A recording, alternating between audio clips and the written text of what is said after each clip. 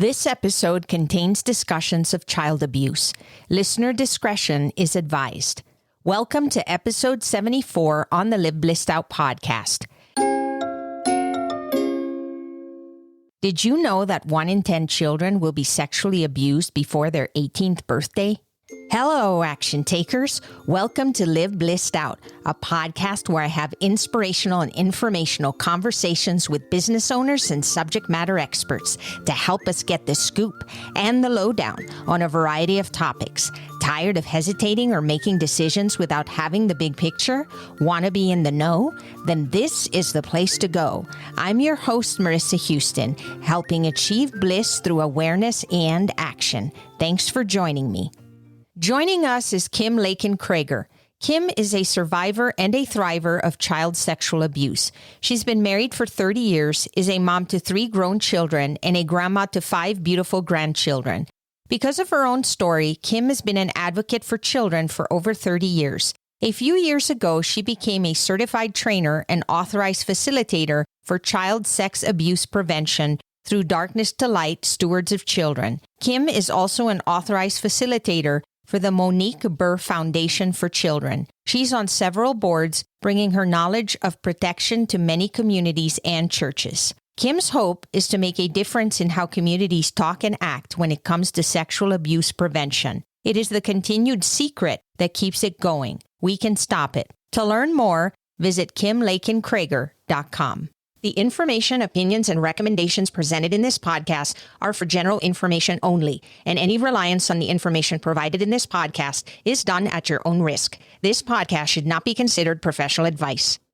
Kim, it's good to have you here today. Thank you for having me. I appreciate you bringing me on today, Marissa. Many people that see the title Live Blissed Out, they think we talk about happy stuff all day long. But really, to me, one of the things that I consider blissful is having your eyes wide open so you can be and do your best. Today, we're going to be talking about the 5 steps to protecting children. You know, children are so precious, and whether we have our own or we are aunts or uncles or cousins or godmothers and godfathers or whatever, children are around us. They're innocent, they're wonderful, and they need to be protected. It's all of our responsibility to make sure that each child has an opportunity to grow up as a child and have wonderful memories, just like a lot of us get to experience. And when there are not so good things that are happening in the world, it's terrible. And we don't like to talk about it because it's uncomfortable. Yet it's a necessary thing for us to do, because without that awareness and without understanding and being comfortable talking about it, we are not protecting our children in the best way possible. What are those steps? What are the things that we need to start to think about and do to protect our children better in today's world? One of our main goals in the 5 steps is empowering adults to be proactive, to be aware. We always are aware of where our children are at when we're out in the front yard playing with them. We've taught them from a young age that we don't run out into the street because there could be a car coming, so we have to look both ways. And we're prepared with that, and that's a scary thing, but we've done that from the time they were little. So we need to be able to also prepare our children when it comes to body safety, and that's what we're going to talk about today. And I just wanted to throw in a couple little facts. So the main issue that we have here is 1 in 10 children will be sexually abused before their 18th birthday. And that's just a staggering number for people to comprehend. What we want to do is we want to go ahead of that. And that's the only way that we're going to get to the bottom of stopping child sexual abuse. It's hard for us to go into homes and always see what's happening. We've always relied on children to say what's going on. And in reality, they don't always know what's going on. They can be abused and think that it's just part of life, if that is the way that they have been brought up. So what we want to do is empower adults. So the 5 steps, I'm going to start talking a little bit about those and just give you some little nuggets on how to empower any adults who are around kids. It doesn't matter if you have them in your home or not. We're at the grocery store, we're around kids, and we can see different kids' behaviors just from observing them at a distance too. So don't be afraid. Step 1, learn the facts, and that's what we've been talking a little bit about. If you don't understand child sexual abuse, then we can't end it. It's highly likely, because 1 in 10 children will be sexually abused, that you know somebody in your circle of friends or family that has been sexually abused. Step number 2 is minimize opportunity. So we want to empower adults to know how to create safe environments to help kids minimize those risks of being abused.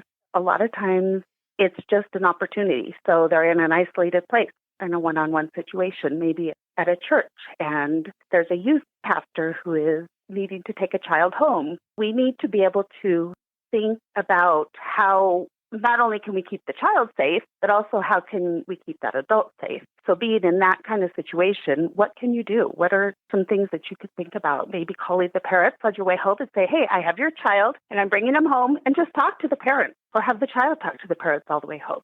That's a good way to minimize opportunity, just being aware of what's going on. Do you feel like in most situations you would recommend that if children are being transported somewhere, that there's always somebody that they're with to minimize those opportunities for them to be alone with somebody? Is that one of the ways that you can help with that situation? Absolutely. Another situation you think about is babysitting. A lot of times, the parents that are calling to have the teenager babysit will come and pick up that teenager. Well, they're alone in that car. It may be a short distance, but things can happen in even that short distance. Or afterward, when the parent comes home, maybe you have your child always go babysit with another friend so that there's always somebody else with them when they go into those situations. Or you take your child over there and maybe just hang out for a little while and see what the dynamics are of the household and how that plays out. Just being aware and thinking outside the box,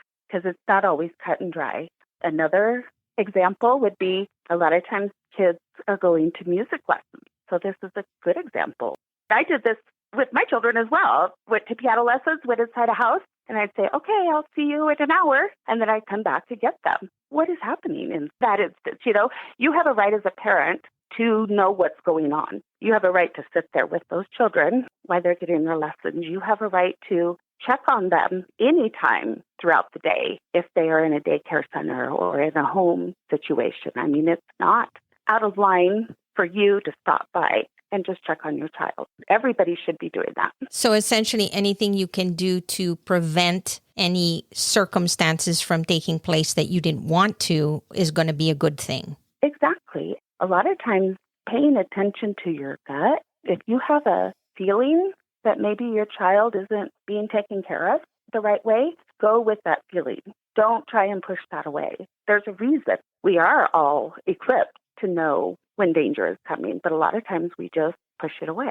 Yeah, maybe you start to think maybe I'm being a little paranoid, but you're saying go with your intuition. Exactly. It's just been so much from as long as I could remember about believing the adult. And it usually doesn't matter the situation, whether the adult is within their family setting or if the adult is a leader or a teacher. We always go with the adult. What would it look like if we started to just always believe the child instead? How much sexual abuse could we stop? There's a statistic of 4 to 8% of all reports of sexual abuse are false. And a lot of the times, what adults don't understand is a child will come to you and say, something's happened. The reaction of the adult that they decided to confide in will play a big part in how that child will heal. So that's why it's so important for adults to understand exactly how this all plays out. Step 3 is talking about it. Talking openly will break down the barriers and reduce the stigma. It's hard to talk about, but what if we turned it around and just said, you know what, this is something that has been going on for hundreds of years, and so why is it so hard to talk about? We need to start talking about it to get rid of it. Because that is what is keeping it going, is the secret. So talking about it openly, telling your children about body safety, that's the other part of talking about it, talking to your children. And in the class, the Stewards of Children, where we teach these 5 steps, it also breaks down how you can sit down and talk to your kids a little bit more. So if you're feeling nervous about that, how do you do that? Is there a particular time that you recommend you start having these conversations? From the time they're babies. So I have 5 grandchildren, and I'm just so blessed to be able to spend time with them. I was able to watch several of them while their parents went to work full time, and then they started to go off to preschool, and I was like, oh my gosh, I can't be kind of that helicopter mom that I was with my kids. So what I started doing was I started buying body safety books, and they are on the bookshelf, and we talk about it openly from the time they were babies. So my granddaughter, her mom had a little boy, and so she had a little brother, and she was curious. I mean, that's normal for kids to be curious. She's got different parts than he does. So from the time he was born and I was watching him and changing his diaper, I would even say to him so that he knows, okay, grandma's got to wipe your bottom. And so you're using those words that are kind of taboo, but they shouldn't be. Those body part words should be just normal, like an ear and a nose and a throat. It should be normal. Talk about it. So I would say to my granddaughter, I have to change your brother's diaper. He pooed, so I've got to wipe his bottom. And I would let him know that I was doing that too. So just being open with them from the time they're little tiny. And are these books available in the public library where people can easily access them? You would have to check with your local library. I am happy to give you a list of some of the books that I recommend and some of the ones that I have on their bookshelf. From there, we're going to step 4, which is recognize the signs. If you're doing all this stuff, if you're learning about these signs, if you're minimizing the opportunity and you're talking about it, you're going to be set up to recognize some of the signs. Now, signs aren't always obvious. They're hard. But a lot of times what you'll see are emotional and behavioral changes that occur with that. Can you give an example? What would you consider an emotional or behavioral response from a child that you want to keep an eye out for? Yeah, let's say that you have a child who is just very loving and outgoing and very friendly, and then all of a sudden they completely switch overnight. You notice that they are very withdrawn. They seem to maybe be depressed. They don't want to go out and talk to their friends or talk to anybody else. That's not a definite sign that they are being sexually abused, but it could be a sign that something is going on. And as parents, we need to be aware of that. And I think a lot of times, even as teachers, we see things like that where this child has changed their behavior and we think, oh my gosh, I have to deal with another hard child. Sometimes they'll even be diagnosed with ADHD or things like that. Not every time, but a lot of times those things can actually be a repercussion of something that's happening. It's good to then have open communication with your child and talk to them. Don't blame anybody. Don't point fingers or anything, but just say, hey, I have noticed that your behavior has changed. I've noticed that you don't want to go out and play with your friends anymore, and you just seem really sad. Is there something that you want to talk to me about? And just being completely open. And then reacting responsible, which is step 5. A lot of times, a child will respond to the way that you respond. They might just say, I have a friend who told me that somebody was touching them inappropriately, and I'm really worried about that. And so then you react in a way that is comforting for the child and not going to be a detriment to their healing. Because what you want to do is you want that child to be able to tell their story to CPS. We recommend that if possible, you try and find a CPS, which is the Child Protective Services, which all the counties in Colorado, which we're in, have Child Protective Services where you can take your child in and they know how to talk to the child. They know how to not ask leading questions like, did this person do this to you or did they do that? The child will talk to them and not just clam up. So that's a part of reacting responsible is. Since we're talking about adults being aware, being able to take some steps to help not only prevent, but also handle these situations in the best possible way, I would say that the reacting part is a little bit challenging perhaps for some adults. They feel maybe they are overstepping their boundaries. What if it's not their child? Or what if they feel like maybe I'm overreacting? I don't want to put the parents or anybody in that family in jeopardy because I'm just assuming that something bad happened. There's that fine line that I think people are afraid to cross because they don't want to step over a space that they're not supposed to be in. Do you have any suggestions about what they can do to ensure that they feel comfortable with whatever decisions they make in relation to what they are speculating on? There's no proof with anything. You're assuming based on certain signs. How do you find that balance? That's really what I think a lot of people are probably thinking. Yeah, I think it helps to know that you are not going to get somebody in trouble just by asking to have a well child check. They will not disclose who did it, who called that in. And if they go in and they find that there's nothing to substantiate that claim, then everything is just dropped. It's what we started talking about in the beginning, is switching the narrative of, oh, I don't want to mess up this adult's life, to, I want to protect this child. This child has come to me and said something that I need to then follow up on because it's serious. Most of the time, the child is not just lying about it. So we need to be able to stick up for the child, changing the narrative. I'm glad you mentioned that. We can't assume people understand how Child Protection Services works. It's good to know it's a safe place. You can contact them, just say, I want to check. They go in. They don't let anybody know who asked them to check, and they just investigate to make sure everything's good. And if it is, wonderful. And if it's not, then the child can be protected. So you're investigating to make sure that there isn't a potential for a child to be compromised. Right. Yeah. We've just got to start stepping up. My story was with a neighborhood kid. And so that was my first experience.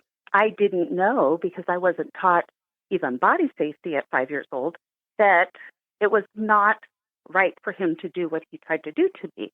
But then again, I was thinking in my mind that maybe I'm just not mature enough.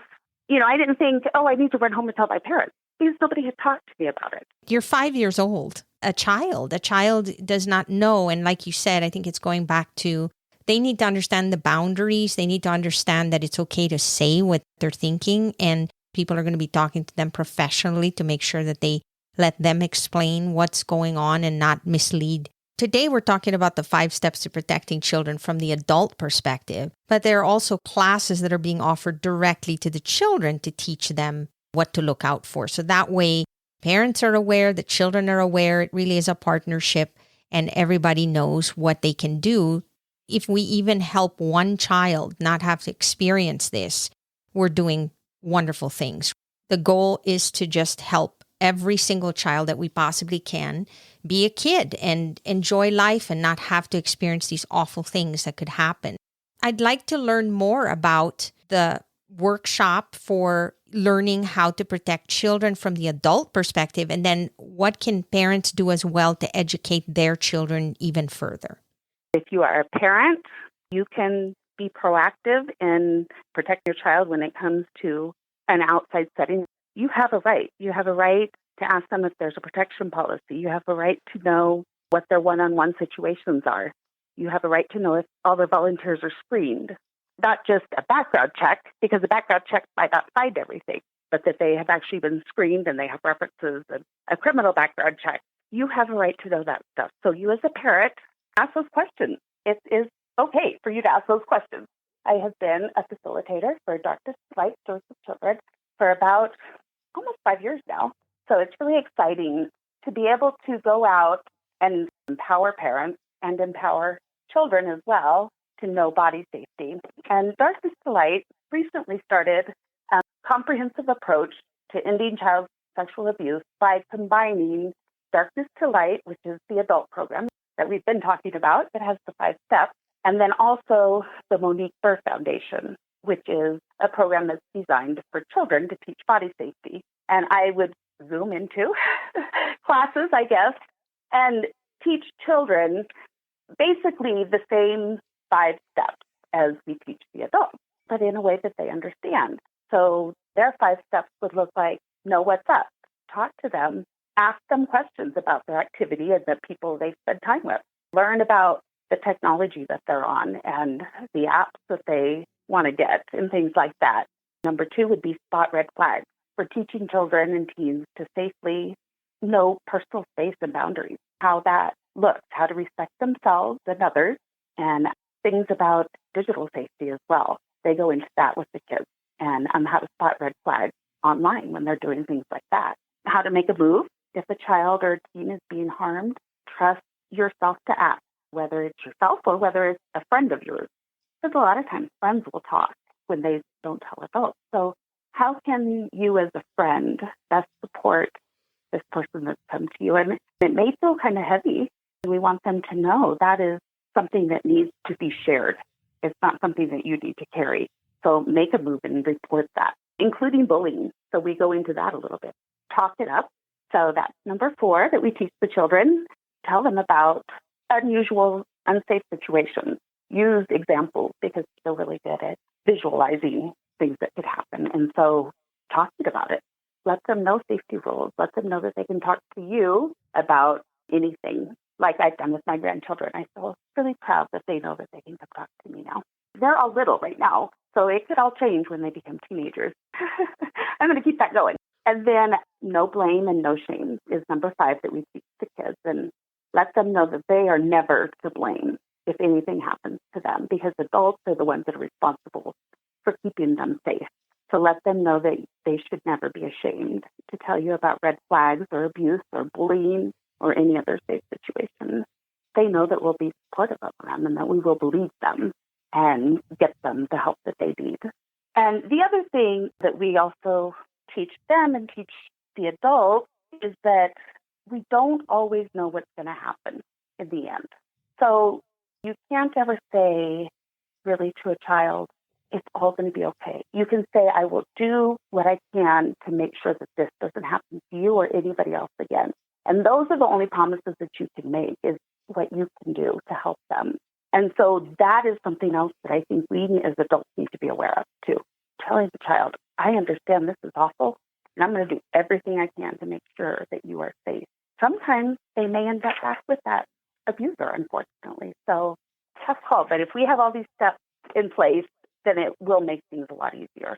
It boils down to awareness, prevention, education, and then being able to be cognizant of your surroundings, what's going on, pay attention to your intuition, that sort of thing. Keep your eyes open and talk about it. Those are the things that you can apply to help prevent these things from taking place in the future. Yeah. In Colorado, there's a law called Aaron's Law. We adopted this law in Colorado in 2015. And Aaron's Law was named after a child sexual abuse survivor, Erin Marin, and some people may be aware of her, that requires all public schools in states that have passed this law to implement a prevention-oriented child sexual abuse program, which teaches students age-appropriate skills to recognizing child sexual abuse and to tell a trusted adult, so similar to the Monique Burr Foundation. They also are required to teach school personnel about child sexual abuse and how to prevent it. And so the signs, so the darkness to light, Stewards of Children, and parents and guardians, the warning signs of abuse, as well as referrals and reporting information, which I also give out if anybody's interested. I have all of the Child Protective Services in Colorado, as well as a mandated reporting website that you can go to and find out if this is a mandated reporting situation.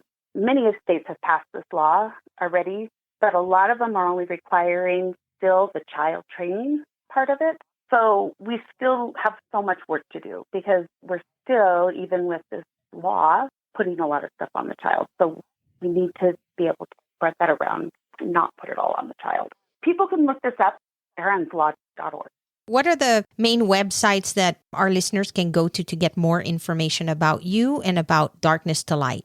Darkness to Light, they are at the letter D, the number 2, and the letter L.org. And on there you will find all the information that I talked about today, as well as classes that are available. We have virtual classes going on right now. You can contact me at kimlakencreger.com on my website, or you can contact me at info@kimlakencreger. It's great that you have so many different resources, books, workshops, all kinds of things that people can start to avail of so that they can get more educated on this subject matter. And I appreciate you being here with us. Thank you so much for having me, Melissa. That's a wrap for this episode of Live Blissed Out. Thanks for listening, and thanks to Kim Lakin Creger for being my guest. If you have a question or comment for a future episode, all you have to do is go to speakpipe.com/LBOVM or click the link in the show notes to leave a brief audio message. If you find value in our show, please visit liveblessedout.com to reach out, subscribe, and share on social media.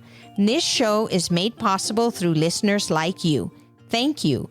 So long for now, and remember to keep moving forward.